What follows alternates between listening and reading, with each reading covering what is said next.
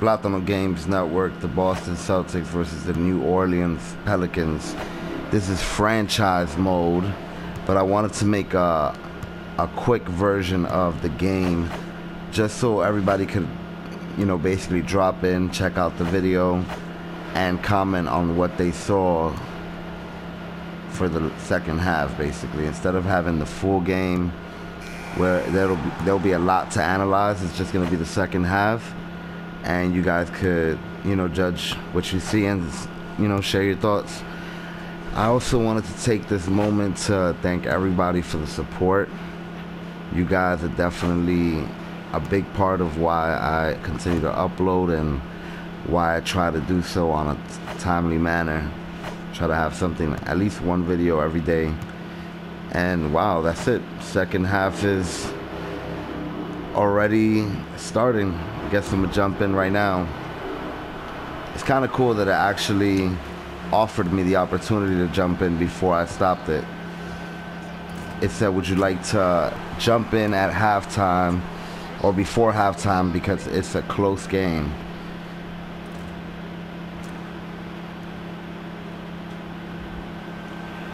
Here comes Scary Terry. Now, to talk about the Celtics, man, let's talk about the Celtics. The greatest team in sports history. Oh, come on, Smart. Come on, Smart.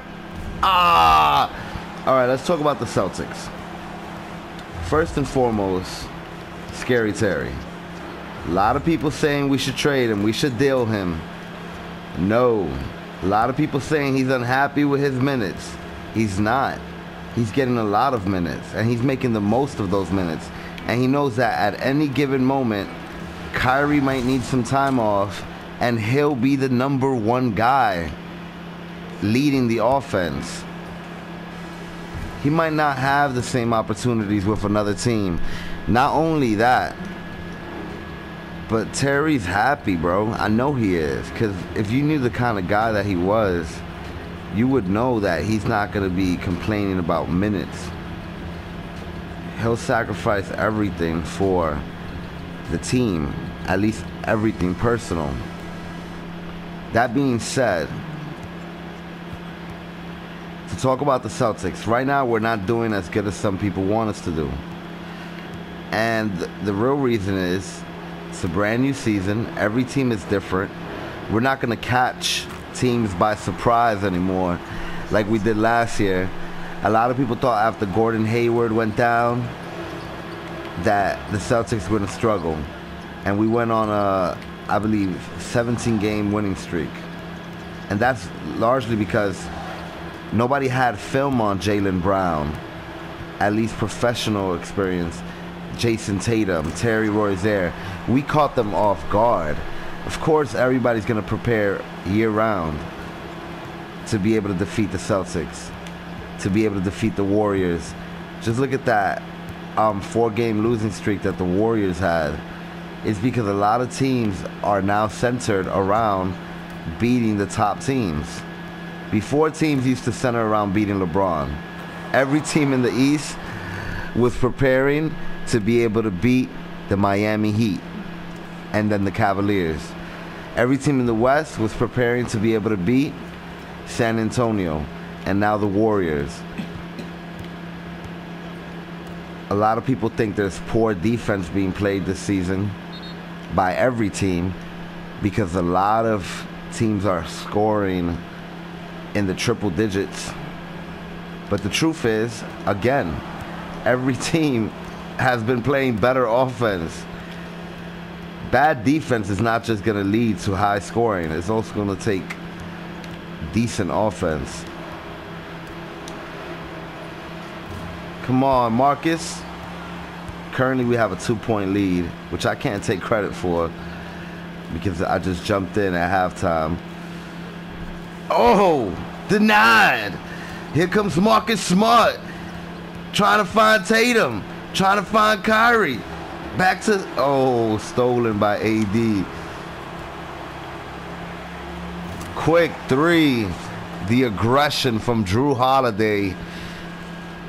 So all these teams are playing better offense this year. It was the dawn of a new era last year in basketball, when many teams like the Bulls completely wiped out everybody from the Derrick Rose era. Teams like the Pacers dealed Paul George to the Oklahoma City Thunder. The Knicks moved on from Melo. It was the start of a new era in basketball. And now we're just seeing that era continue, where players like Giannis Antetokounmpo can make the case for the best player in the league.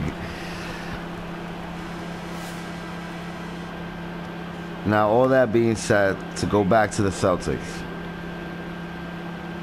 a lot of teams know how to play against the Celtics now. They have a whole season's worth of game footage on all these players.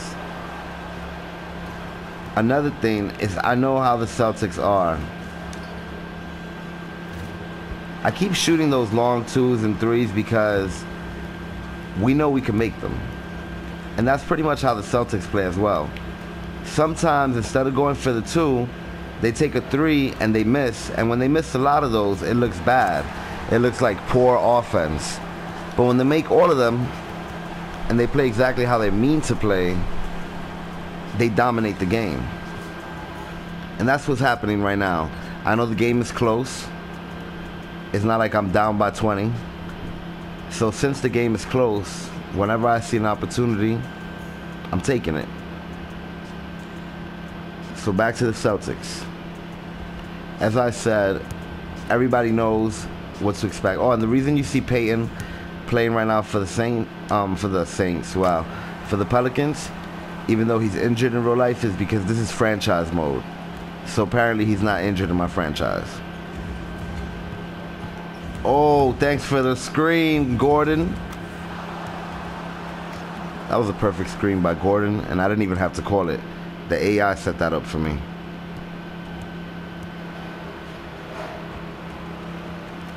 I will say, every time I inbound the ball, I call for the recommended play by pressing up on the D-pad. You don't see the indicator because I have all the indicators off except for the shot feedback. But normally when you're playing, if you didn't turn the setting off, you'll have an option to see if you want to play the recommended pass. So maybe that's why Gordon was able to make that screen happen. Oh, Tatum. Woo! Tied up at 30. So again, everybody's been preparing for the Celtics all year round. So we're not going to catch teams off guard. But if anybody has to worry about our chances of making the NBA Finals, think again. You want to talk about the 76ers? They are formidable opponents. They just lost to the Cavaliers the other day, but they are formidable opponents. We've lost to some bad teams this year as well. The biggest threat right now in Philadelphia to the Celtics isn't Joel Embiid or Ben Simmons. We took care of them last year. The biggest threat is experience that they're gaining. They're not going to be the same team that they were last year when they come back to the playoffs. And of course, my man, Jimmy Butler. Jimmy Butler. Basically, Jimmy Butler is just a savage. He's a monster. He just took out, I believe it was the Nets the other day with a killer confident 3. He believes he's the best in the world, and he plays as such. Expect him to make the All-Stars. And expect him to stay healthy. He's on a different kind of savage mode this year. All right. Now I'm done taking those 3s. We're going to get it to Robert. Oh, Robert got the nod. He almost got there. So the 76ers, they're a threat. I'm not going to lie. They're a threat to the East Finals. They're a threat to the NBA Finals. Who else we got? The Toronto Raptors. They're a threat. We beat them recently with Kawhi, but they still a threat. The only thing I will say about the Raptors is that currently the Celtics are the most experienced team in the Eastern Conference when it comes to playing together and the playoffs.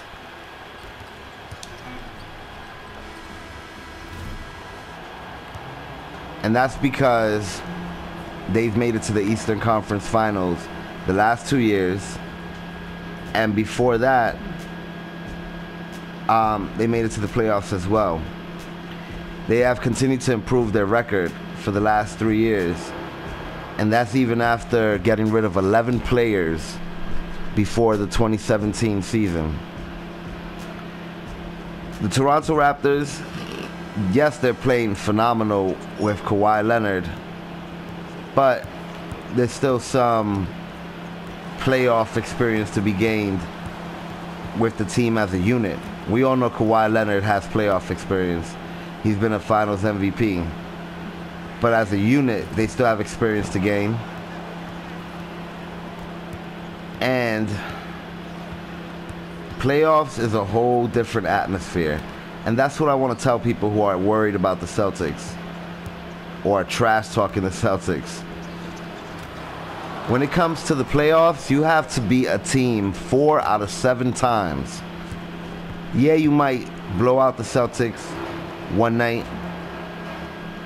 2 nights. You still got to beat them another 2 times.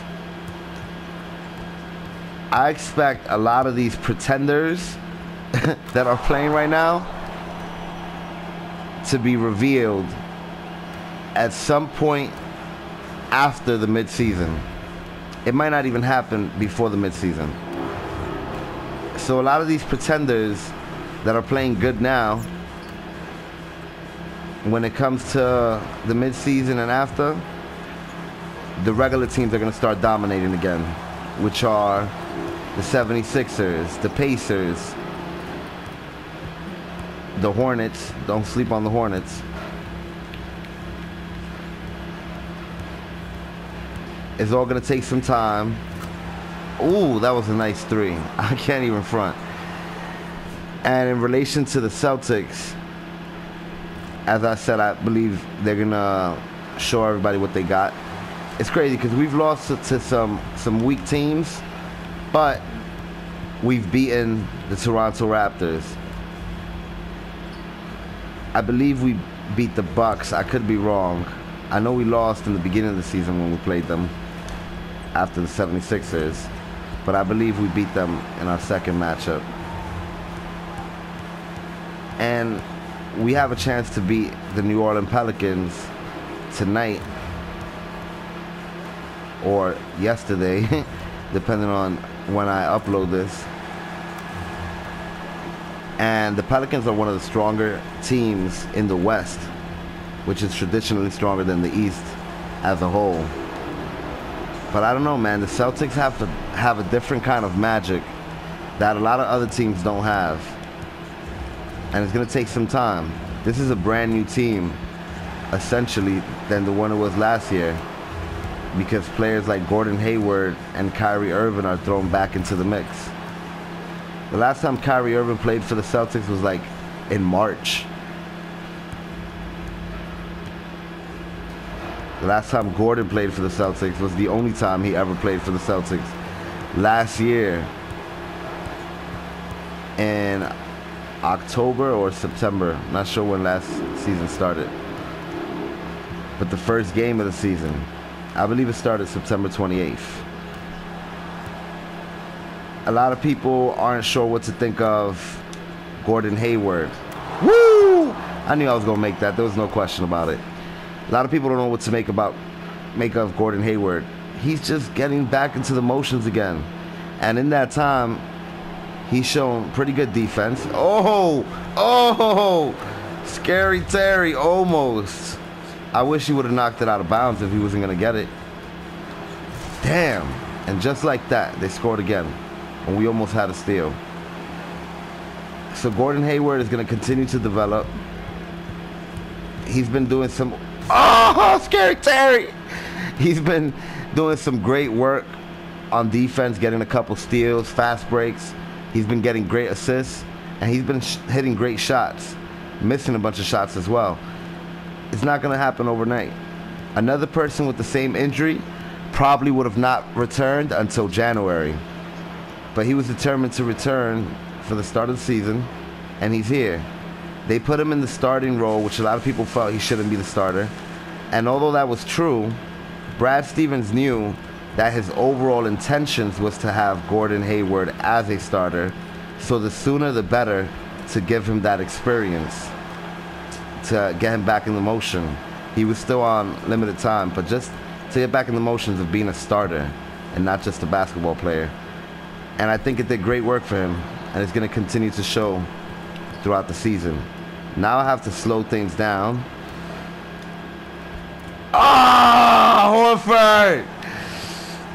I was supposed to make that. If I lose this game, it's okay. I can say that I didn't play the whole game. I can use that as an excuse. Oh, come on, Tatum, come on, Tatum! Woo! Now these next 2 plays are important. Yeah, call a timeout. And I'm gonna call the full court press, which could be dangerous because I like to slip my finger on the double team button. A lot of people feel like, who should I bring in for this? All right, Hayward, you're going to take the backseat, bro. And come on, sorry, Terry. You've been playing phenomenal. But I think I need Kyrie in here. Now, you know what? I'm going to stick with Terry. You know what? I will go with Kyrie and Terry, which might be costly on defense. Come on.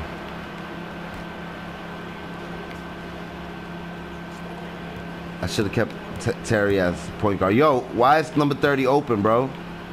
Woo-hoo! Come on. No! I saw that, but I was trying to avoid it. Come on, let him go in. Oh, he's smart. All right, we out. No! I thought I was gonna make that.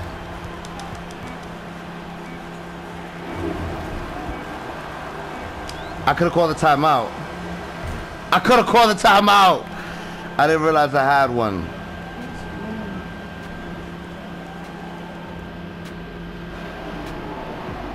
Fun game. I was in the range. I couldn't make a shot from my brain. I couldn't keep the lane. I tried to break the chains. I tried to feel the rage. I didn't do it, man. I'm upset, but it's okay. Just wanted to talk some basketball with y'all today. But the beat stopped, the beat dropped, the beat's hot, the beat rock. I feel socks, I feel bots sliding in my DMs. I'm just sorry, y'all, that I lost. I'm being, nah, I'm just kidding. Anyways, yeah, the Celtics did not pick up the victory today. I had a couple opportunities at the end, but unfortunately, we could not get it done. It's okay. Now, I learned the next time I'm in that situation, call the timeout. I kind of saw that I had enough time for a timeout, but I also hesitated because sometimes that touchpad does not work with the timeouts. Sometimes when you touch the touchpad, it has to be on the left side for the timeouts and the right side pauses the game. I don't know. I just panicked. I didn't want to press it and waste an opportunity for a Hail Mary. I should have definitely called the timeout, and now I know. Be aware of your timeouts, which is basketball 101. I didn't allow too much shots from the perimeter, but I took too many shots from the perimeter. Look at that, 17 shots taken. I don't know how many of those were me, but during those plays, I should have had an easy 2. That was the one that really f***ed me up. Anthony Davis getting blocks. If I had to lose to a team, it'll be the New Orleans Unibrows. I mean, the New Orleans Pelicans. Yo, my boy's hair looked like a rooster. They gotta get a new picture for him. Damn, Gordon Hayward's horrible. That's my fault too. I should have not taken that shot with Tatum, man. I just thought I had it. He was wide open. I believed in him. I'm going to still call him a rookie now after that. Oh, Hayward with the pass. But, yeah, I should not have taken that shot with Tatum. I had more time, but I just felt like I had it. He was wide open. I don't play with the shooting meter, so it is what it is. The Celtics don't play again till, I believe, Friday. And we play against the Cavaliers, which I feel like the Cavaliers are going to bring their A game.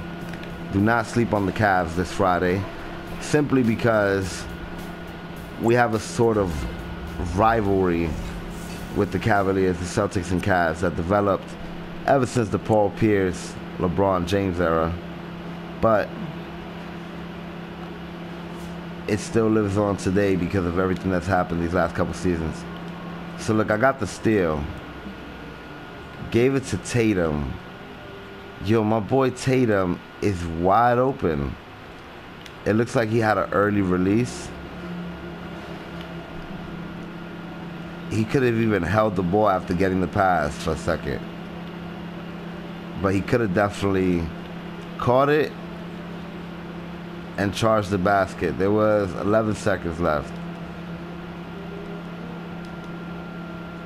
But he missed. Now they're running the clock out. Somehow we got a could have called a timeout with 1.4 remaining. But I panicked, and my boy just took the shot. And my boy, spoiler alert, my boy missed the shot. As a matter of fact, he'll tell you he was close. That's not close. Even if it was in the middle, it would have hit the rim. Good game. Good game. Thanks for watching. Subscribe for more videos. Look out for the Lakers versus the Nuggets. And that will be the full game. Computer simulation. Thanks for watching. Peace.